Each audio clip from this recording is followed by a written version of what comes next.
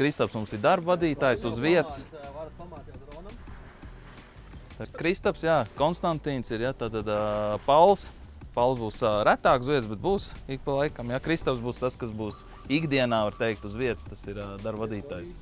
Ikdienā ir Ēriks un Gins ir būvuzraugs.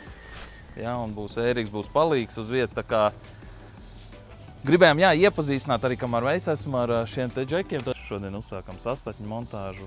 Redzam, materiāli savest ir.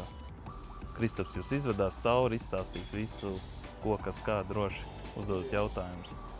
Un mājas atsākās arī būs.